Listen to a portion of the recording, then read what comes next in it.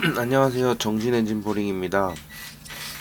오늘은 세타2 GDI 2.4 GDI 엔진 분해 과정을 영상으로 한번 담고 설명을 좀 드리도록 하겠습니다. 2.4 GDI 엔진은 그 오일 감소 증상으로 많이 입고가 되는 차량이에요. 지금 영상에서 보시는 세타 엔진은 EVGT라고 해서 그 오일 유압으로 가변 기어가 작동하는 타입이 아니라 전자식으로 작동하는 타입이고요. 실린더나 뭐 기본적인 뭐 구조는 거의 세타 엔진하고 동일합니다. GDI 엔진들은 2.4 엔진뿐만이 아니라 저 1.0, 2.0, 2.4, 3.0, 3.3, 3.8 뭐 이렇게 나가는데 대부분 오일 감소 증상이 15만 전후에서 시작이 돼요. 뭐 오일 감소의 원인은 피스톤 링의 마모 혹은 뭐 열변형 뭐 이렇게 보고 있고요. 피스톤 링을 교환을 해주면은 대부분 증상은 좋아집니다. 근데 이제 피스톤 링을 교환을 해줄 때 이제 세타 엔진 같은 경우는 피스톤 가격이 단가가 높지 않기 때문에 피스톤을 같이 교환을 해주면 내구성이 확실히 더 링의 수명이 더 오래 간다고 보고 있어서 교환을 항상 해주고 있고요. 조립 과정도 영상을 좀 찍어보기는 했는데 일단 오늘은 무편집본 원하시는 분들도 많고 뭐 저희 영상을 보시는 게 좀 대중적인 것보다는 이 차종이나 뭐 엔진 쪽 가지고 계신 분들이 좀 집중해서 보시는 경향이 있는 것 같아서 오늘은 좀 무편집이라기 좀 영상 속도나 이런 것들을 조절하지 않고 분해하는 영상을 한번 좀 찍어봤고요. 편집을 해봤고 요번에는 조금 다르게 그 작업장 위쪽에다가 핸드폰으로 좀 영상을 좀 같이 찍어봤어요. 좀 많이 부족하기는 하고 좀 더 정신 없어 보이실 수도 있는데 이렇게 다양한 시도를 한 번씩 해보고 있는 거니까 지켜보시면 될 것 같고 지금 위에서 영상 보이는 동그란 영상에서 보이는 윗부분을 봤을 때 저 아래 타원형으로 생기는 부분이 고압 펌프가 달리는 부분이에요. 캠샤프트가 회전을 하면서 고압 펌프를 위로 아래로 이렇게 상하 운동을 하는 운동 에너지를 받아서 고압 펌프를 말 그대로 연료를 펌프질을 해주는 역할을 해주는데 그 고압 펌프가 물리는 자리라고 보시면 됩니다. GDI 엔진들은 저 부분에 대부분 위치해 있어요.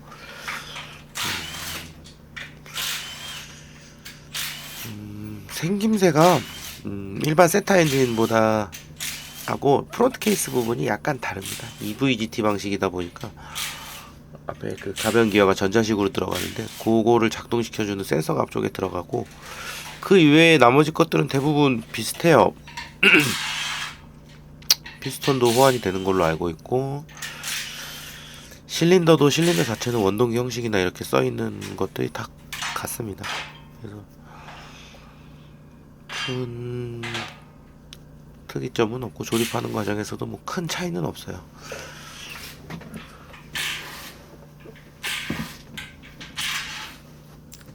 GDI 엔진들은 대부분 실린더 쪽에 오일을 분사해주는 분사 노즐이 들어가요. 그래서 실린더 내벽이 마모되는 경우는 1.6 엔진 감마 엔진이죠. 감마 엔진 같은 경우는 실린더 쪽에 오일 분사를 해주는 노즐이 없어서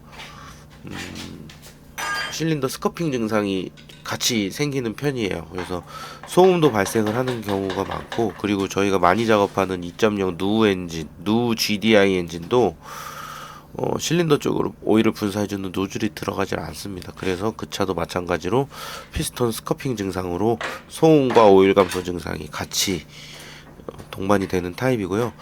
지금 영상에서 찍고 있는 2.4 GDI 엔진 같은 경우에는 실린더 쪽으로 오일을 분사해주는 노즐이 들어가서 실린더나 피스톤이 마모가 되는 경우는 거의 없어요. 그래서 소음보다는 오일 감소 증상 요것 때문에 입고되는 경우가 대부분이고 지금 요 EVGT EVGT가 아니죠. 제가 말을 잘못했구나.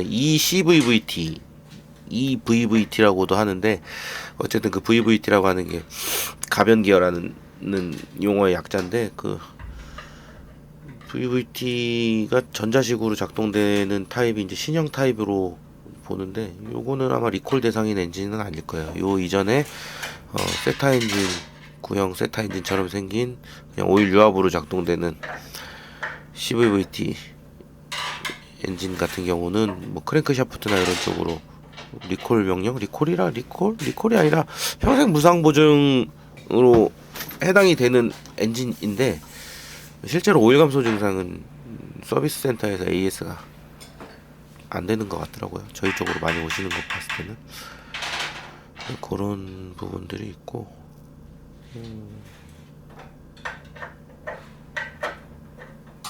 이게 프론트 커버가 캠샤프트까지 이제 전부 다 덮는 구조다 보니까 이게 뗄 때 좀 구형 세타 엔진에 비해서는 좀 어려워요. 잘 안 빠지고.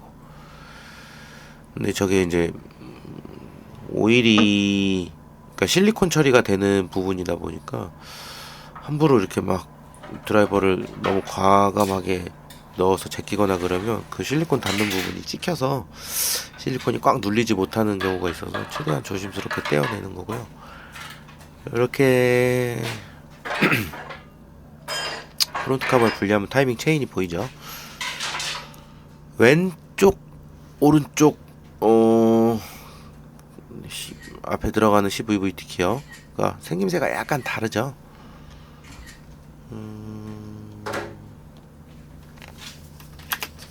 잠시.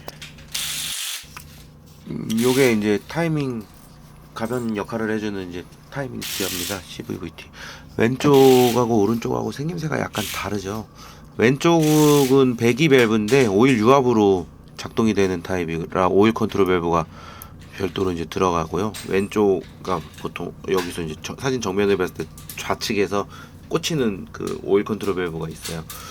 그리고 오른쪽 같은 경우에는 이제 전자식으로 작동이 되는 거라 모터 이렇게 전기 연결한 그 발전기 브러쉬처럼 요 앞쪽에 붙는 센서가 있어요. 제일 작업 초창기에 저희가 그 분해했던 그 센서가 그 역할을 해주는 것 같은데, 거기서 전류 변화로 해서 가변 기어 역할을 해주는 것 같아요. 오일로 작동되는 것보다는 아무래도 반응 속도가 조금 빠르고, 오차 뭐 이물질이 끼거나 뭐 이렇게 해서 생기는 뭐 또 변수가 좀 더 적겠죠. 전자식으로 제어를 하는 거니까. 그래서 뭐 그 정도 특징이 이제 차이가 좀 있다고 보셔도 되고, 나머지 거는 다 비슷합니다. 뭐 헤드 태핏이나 뭐 밸브도 다 공유해서 같이 사용을 하고 있고, 그런 부분 때문에 이제 분해할 때 약간의 뭐 구조적인 차이가 있을 뿐, 나머지는 뭐 큰 차이는 없다고 보셔도 돼요.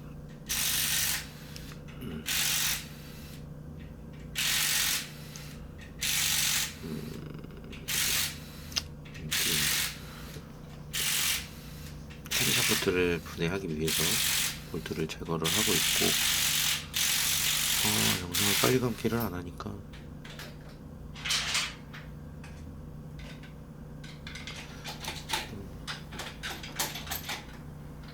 확실히 편집하는 것도 조금 길어지네요.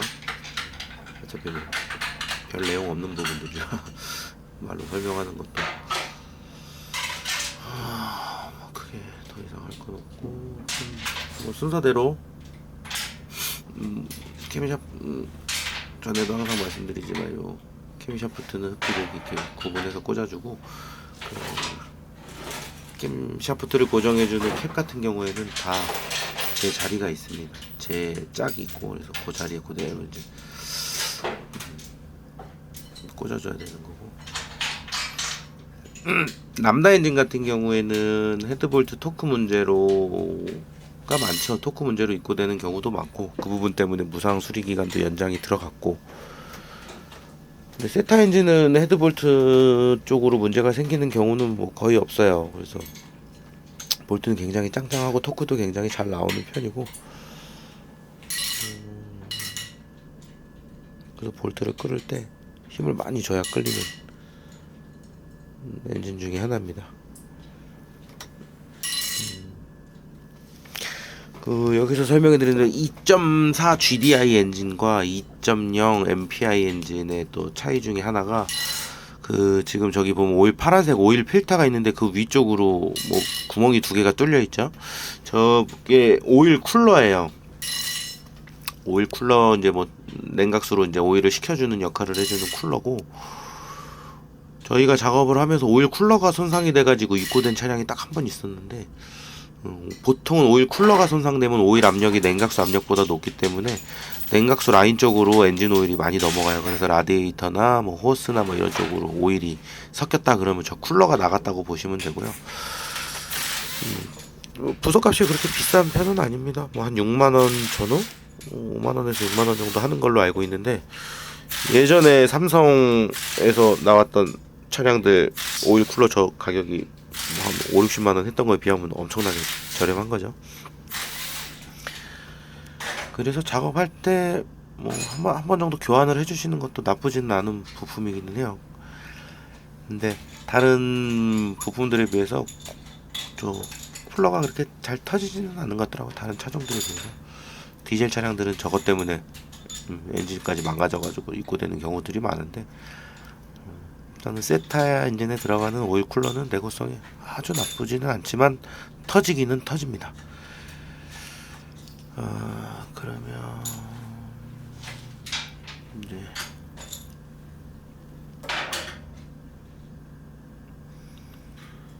태핏은 원래 빼서 이제 이 헤드를 바로 수리를 하는 거면은 태핏을 빼가지고 할 텐데, 헤드를 좀 나중에 수리를 할 거라 태핏이 섞이지 않게 그냥 다시 헤드 볼트만 풀러주고 다시 가조립을 해서 헤드만 내리려고 지금 하고 있는 거야.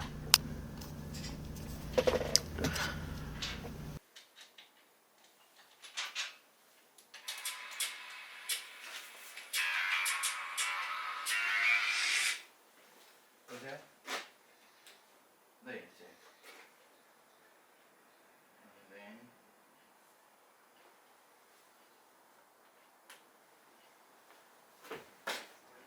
엔진 붙여.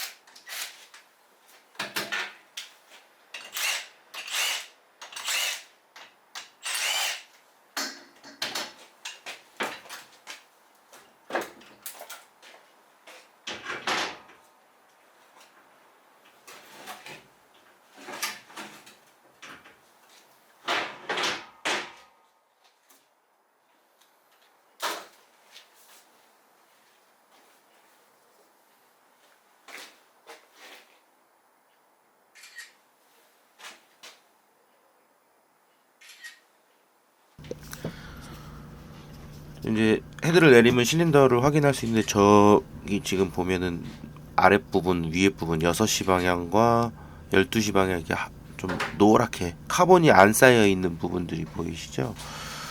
저 카본이 안 쌓여 있는 면적이 넓으면 넓을수록 오일이 많이 연소된 거라고 판단하시면 돼요. 그러니까 이게 심한 경우 엔진 오일을 뭐 1000km에 막 1리터, 뭐 2리터 이렇게도 막 뭐 보충하면서 다니시는 분들이 계시는데, 그 보충하시는 양이 많으면 많을수록 저희가 엔진을 분해했을 때 보면 저 부분이 깨끗한 부분들이 많더라고요. 그래서 피스톤 링이나 뭐 이런 것들이 장력이 유지가 안 되거나 피스톤 링이 마모돼서 실린더 내벽에 있는 엔진 오일을 완전히 밑으로 내려주지를 못하면 연료가 분사될 때 엔진 오일이 타면서 저쪽에 쌓여있는 카본을 날리는 거예요. 그래서 피스톤이 테두리가 깨끗하면 깨끗할수록 엔진 오일을 많이 연소를 하는 차량이다, 그렇게 보시면 되는 거고, 그래서 보통은 피스톤 링만 교환을 해줘도 오일 감소 증상은 확실히 좋아집니다. 근데 이제 단기간에 똑같이 오일 감소 증상이 다시 생길 수가 있는 게, 피스톤 자체가 유격이 좀 생겨버리면, 링을 잡아주는 부분에 유격이 생기면 링 수명이 좀 짧아져요. 이제 그래서 저희는 같이 교환을 이제 해주고 있는 거고,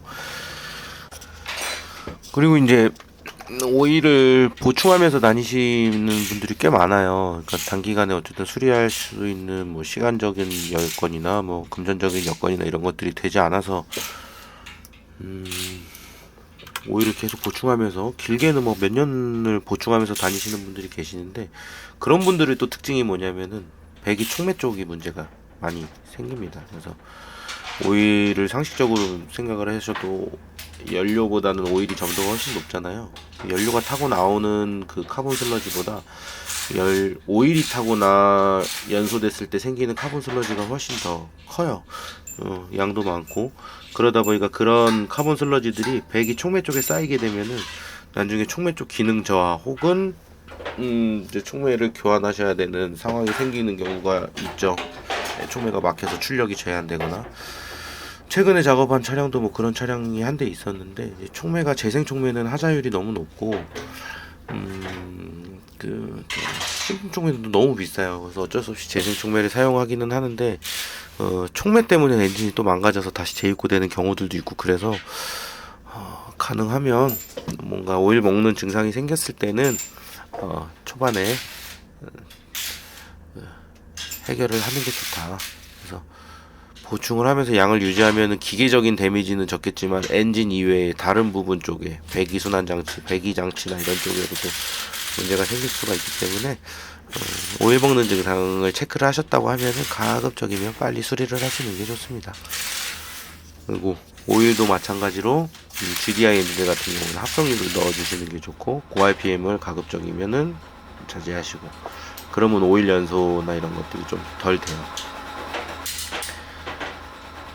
그래도 뭐니 해도 왠지 이렇게 오버홀 작업을 한번 마치는 게 가장 좋죠. 지금 영상에 보시면은 지금 뜯는 부분이 오일 펌프 역할을 해주면서 엔진 진동을 잡아주는 바란스 샤프트 역할을 해주는 바란스 기어예요. 메탈 베어링이 나갔다, 그러니까 뭐 예를 들어서 오일이 부족한 상태에서 운행하거나 오일 순환이 정상적으로 안 돼서 메탈 베어링이 나갔다 그러면 대부분 저 기어가 나가요. 근데 저것도 부속가격이 꽤 비쌉니다. 저거는 중고품을 추천을 드리진 않고 신품으로 교환을 하시는 걸 추천드리는데, 보석값이 아마 40만원이 조금 안 될 거예요. 그래서 메탈 베어링이 나가게 되면 견적이 이제 확 올라가는 이유가 이제 저런 부분들 때문에 견적이 이제 확 올라가는 거고, 뭐 엔진 구조는 거의 비슷합니다. 어쨌든. 그리고 이제 최근에 이제 뭐 하자가 잘 안 생길 때는 저희도 막 몇 달 동안 한 대도 안 생길 때도 있는데, 또 하자가 또 생길 때는 또 하자가 생겨요. 그래서 그게 뭐 조립 과정에서 뭔가 볼트를 덜 조이거나 잘못 조이거나 뭐 그렇게 해서 생기는 하자는 대부분 시동 걸 때 문제가 나타나니까 운행 주행을 하다가 입고되는 경우는 거의 없을 거고, 근데 이제 운행을 하다 보면은 부품을 교환하지 않아서 라기보다도 부품을 교환했다 하더라도 트러블이 생기면서 입고가 되는 경우들이 있어요. 그거는 어느 엔진 보링 업체든 어디서 수리를 하시든 발생할 수 있는 문제라고 생각을 합니다. 근데 다만 이제 그런 상황이 생겼을 때 차주분들한테 어떻게 설명을 잘 드리고 최대한 빨리 조치를 어떻게 잘 하느냐, 이제 이런 것들이 업체마다 차이가 있는 거지. 하자 없는 보링 작업은, 트러블이 없는 보링 작업은 없다고 보셔도 무방하고요. 가능하나 이제 그런 가능성을 좀 줄이기 위해서 저희가 이제 나름대로 시행착오를 겪으면서 트러블이 생겼던 부품들은 가능하면 교환을 하면서 작업을 진행을 하고 있는 거고, 뭐 그럼에도 불구하고 트러블이 생기는 경우도 요즘 이제 작업을 많이 하다 보니까 생기더라고요. 그래서 그런 부분 생겼을 때 뭐 저도 스트레스 사실 많이 받고 차주분들도 스트레스 많이 받고, 그래서 가능하면 그런 일이 안 생기는 게 가장 서로에게 좋지만 항상 그런 일은 생길 수가 있다는 점은 감안을 하셔야 돼요. 그래서 저희가 여기 서울 장안동 쪽에서 영업을 하고 있는데 많이들 이쪽으로 오시죠. 많이들 오시는 게, 멀리서도 오시는 이유가 당연히 상대적으로 이제 가격이 저렴하니까 멀어도 이쪽으로 오시는 거고, 뭐 이제 이런 부분들, 트러블 생기면 왔다 갔다 하는 게 좀 불편하고 힘들다, 그냥 가까운 곳에서 수리를 하시면 되는데 아마 수리비용이 저희 이쪽에서 수리하시는 거에 많게는 2배 이상 나올 거예요. 근데 그러다 보니까 멀어도 차를 견인 비용 많이 부담해서라도 보내주시는 분들이 많은데, 하여튼 뭐 트러블 없이 하려고 노력을 많이 해요. 근데 지금 보시는 것처럼 이거는 엔진 내려놓은 엔진을 분해하는 영상만 보내드리는 거지만 이게 실제로 탈부착 작업부터 해서 엔진 분해하고 다시 조립하는 과정이 굉장히 많아요. 하루 종일 걸리는 작업이고 그런 상황에서 뭔가 저희가 예상하지 못하는 트러블이 생겼을 때는 다시 또 처음부터 그 작업을 해야 하기 때문에 항상 그 리스크를 줄이고자 이제 부품 같은 것도 가능하면 정품을 사용을 하고 재생품보다는 가격이 어느 정도 합리적이라고 하면 신품을 사용을 하고 그런 식으로 이제 작업을 진행을 하고 있는 거고요. 그럼에도 불구하고 하자는 생길 수 있습니다. 뭐 제가 전에 기술 일을 배우면서 이제 월급 받고 일을 할 때 그 업체 같은 경우에는 특히 디젤 차량들이 하자가 많은데 디젤 차량 같은 경우는 한 10대 작업하면은 한 대 정도는 무조건 하자 나는 거를 감안을 하고 작업을 했다고 보셔도 될 정도로 하자가 많았어요. 왜냐면은 이게 탈부착 작업을 하면서 엔진이 트러블이 난 원인을 좀 파악을 하면서 그 부분까지 이제 같이 함께 수리를 했어야 되는데 그런 부분들을 미처 캐치하지 못하거나 이제 뭐 탈부착 작업에서 그냥 단순하게 엔진 교환만 하는 업체였다, 뭐 하청을 주거나 그랬다. 그런 부분에서 미스가 생기면 엔진이 또 트러블이 생기고 또 하자가 나고 그러는 거예요. 그래서 그런 것들이 이제 좀 경험이고 노하우인 것 같고 하자 발생을 안 하게 하려고 하는 건 어느 보링 업체든 그 보링 업체에서 가장 많이 신경 쓰는 부분일 거예요. 하자가 생기면은 가장 이제 재작업을 해야 되니까 혼자 했던 돈 받고 했던 거를 돈을 받지도 못하고 오히려 더 손님한테 죄송한 마음을 갖고 재작업을 해야 되고 그런 부분이 저 같은 경우도 생기고 저희 잘못이 아니다 하더라도 그래도 좀 창피하고 그러더라고요. 가능하면 하자나 이런 것들은 뭐 최대한 안 생기게끔 하려고 신경을 쓰고는 있습니다. 근데 그럼에도 기계라고 하는 것, 특히 보링 작업이라고 하는 거는 다른 어떤 엔진 수리나 이런 거에 비해서 하자 발생하는 확률이 좀 높다. 그런 부분은 좀 감안을 하셔야 될 것 같아요. 보링 작업을 생각을 하고 계신다 하면. 그래서 최근에 좀 하자가 좀 몇 건이 있었어요. 한 3달 동안 한 건도 없다가 갑자기 한 2건, 3건 정도가 생기는 바람에 스트레스를 좀 많이 받아가지고 그래서 제가 이런 이제 저거를 한 거고 예전에는 이제 하자가 그렇게 많진 않아서 하자 난 것들 막 블로그에도 올려놓고 또 하자 작업하는 것들도 올리긴 했었는데 뭐 하자 발생하고 하는 것도 창피한 일이긴 하지만 또 그런 과정들을 자꾸 반복해서 하자를 줄이는 게 뭐 중요한 거기 때문에 뭐 저희가 작업이 미스가 됐건 아니면 뭔가 재작업을 하게 되는 원인이나 뭐 이런 것들도 한번 파악을 해서 다른 업체에서 보링하신 분들 같은 차종 뭐 문제가 트러블이 생겼을 때 합리적으로 좀 의심할 수 있는 그런 정보 같은 것들 좀 공유를 한번 컨텐츠를 한번 만들어 볼 수 있으면 만들어 볼게요. 또 어떻게 이야기 하다 보니까 이제 뭐 하자 관련해서 말이 길어졌는데 하자가 많은 건 아닙니다. 하자는 최대한 없게 하려고 하고 그리고 하자가 발생할 부분들 미리 많이 안내하고 가능하면 부속을 손님들한테도 추가 비용을 받고서라도 교환을 하는 편이니까 너무 또 걱정은 안 하셔도 되고요.